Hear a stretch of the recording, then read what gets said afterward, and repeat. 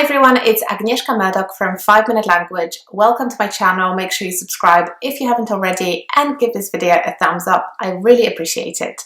So today's video is about whether or not Korean is a difficult language to learn.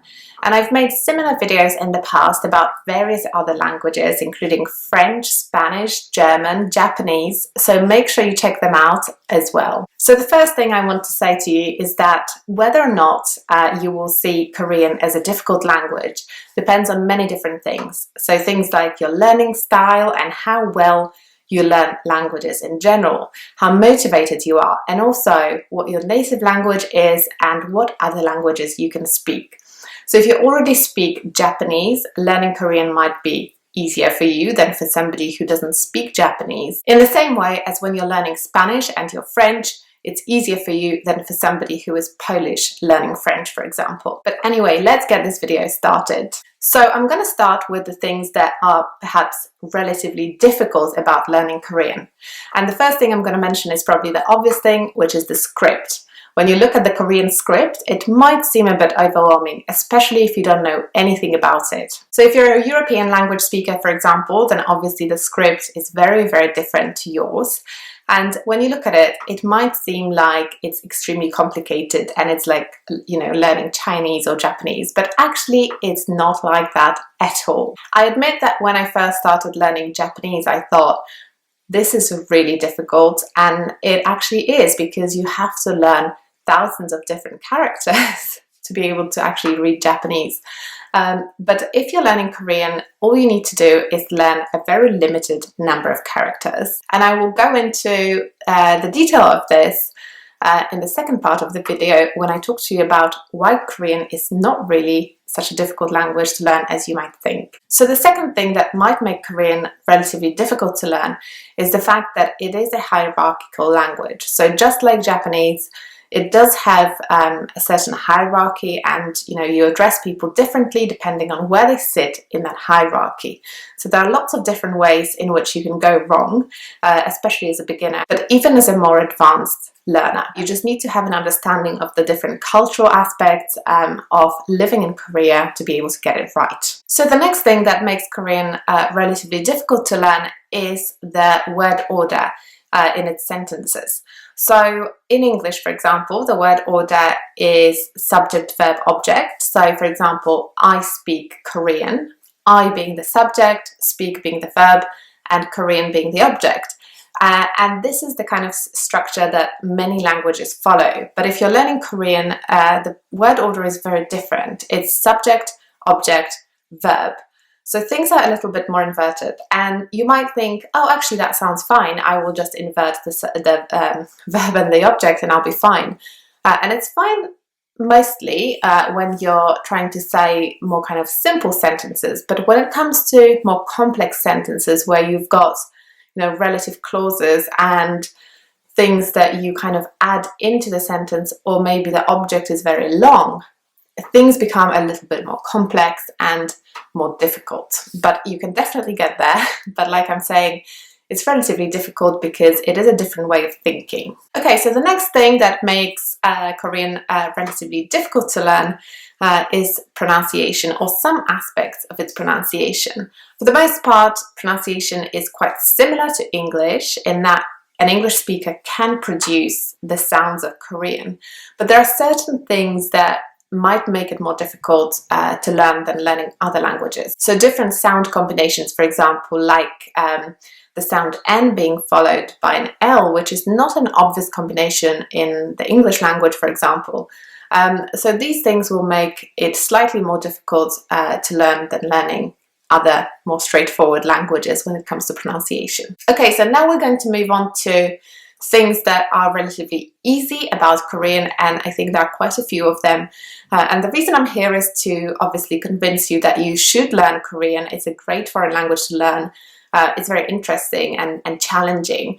Yeah, let's get started. Okay, so the first thing that makes Korean relatively easy to learn is the number of resources available. So Korean seems to be a very popular language to learn. Even when I look at my videos on YouTube and the comments on videos unrelated to learning Korean, there are a lot of language learners who are learning Korean and, you know, discussing Korean in the comments. That just shows there are many people learning it, and there are also many resources. So there are obviously things like textbooks and learning language learning apps, but also resources taken from kind of real life that you can use. So just go on Netflix and search Korean dramas, and you will see how many you can find. There's obviously Korean music as well, which you can use to learn from the lyrics, and, you know, popular culture in general has a lot to offer. So you can use all these things for practicing your listening skills and learning new vocabulary. And to be honest, it's better than other languages. If you're learning other kind of non-European languages, you might find that there aren't as many resources available. But when it comes to Korean, that's not really a problem. So many people who want to learn Korean are actually also interested in Chinese and Japanese for some reason. So I've seen a lot of kind of comments on my videos, and also other videos on YouTube, where people are discussing learning those 3 languages, sometimes at the same time, which seems like a big challenge, but it's really interesting. But basically, what makes Korean easier than those languages, or you know, relatively easy to learn, is the writing system. So when you're learning Japanese and Chinese, there are obviously the traditional characters that you have to learn and memorize, and that can take years because there are thousands of them. But when it comes to learning Korean, you know, some people claim that you can learn the alphabet in a weekend, and I think that's perfectly possible. The Korean alphabet only contains 24 letters, so that's all you need to master if you want to master the alphabet. It's even easier than the Japanese hiragana and katakana, which I have separate videos about if you're learning them, so make sure you check them out in the description below. But you know, the Korean alphabet was specifically invented to be easy to learn. So it's not like kanji, for example, which kind of naturally evolved into an alphabet. The Korean alphabet was actually, you know, invented with the intention to make it easy to kind of spread literacy, and that's why that's one of the things that makes it relatively easy for foreign people to learn. Okay, so the next thing that makes Korean relatively easy to learn is that the writing is phonetic. So what I mean by that is that when you see Korean writing, you will know how to read it, which makes vocabulary learning much easier. So for example, when you're learning Japanese, there are 2 phonetic alphabets, but if anything is written in the non-phonetic alphabet, the kanji, you will not know how to pronounce it. So you might memorize what the word looks like and then recognize it in writing when you're reading something. But when you want to use it, you will not be able to say it because it's not phonetic. Whereas in Korean, that's not really a barrier, and I think that can make Korean easier to learn, and also the process of learning vocabulary will be quicker because you won't be blocked by the fact that you don't know how to pronounce something. You can also deduce meaning from the different blocks that make up the Korean language.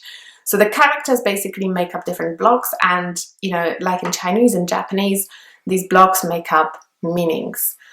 So if you recognize one element and there is a word or a phrase that you don't really recognize, you can kind of deduce the meaning based on what you know about the structure of the characters. So the blocks of letters that I've just mentioned sometimes can have different meanings, but they are pronounced the same because there are no tones in the Korean language, and that's another advantage of Korean over languages such as Chinese, for example, where you do have tones.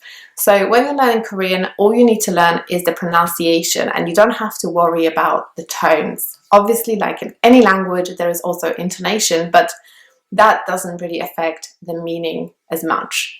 So when you're speaking a language that does include tones and you get the tones wrong, people won't understand what you mean. But if you get the intonation wrong, then you just maybe sound a little bit strange, or, you know, sometimes it can affect meaning, but not to such an extent. Okay, another aspect of Korean which is relatively easy to learn is the conjugation of verbs, which you will find relatively straightforward. One of the challenges that I mentioned at the start of this video when it comes to learning Korean is the hierarchical nature of the language. And there are certain changes that happen in verbs depending on how polite you want to be or who you're speaking to. So that means that in addition to conjugating the verbs, you will need to think about that. You will need to think about the hierarchy or the level of politeness. But there are certain rules that dictate how to do this, so once you know the rules, it will be relatively easy to master. And the final thing I want to tell you about learning Korean and why it's relatively easy is that when you want to change the form of the verbs to make them into different tenses, it is also relatively easy. So there are certain rules that tell you how to modify the verbs, and it's much easier than in English. So if you think about English, you've got all the different past participles and irregular verbs. That doesn't really exist in Korean. There are just some simple rules that dictate how to modify verbs if you want to make them into different tenses.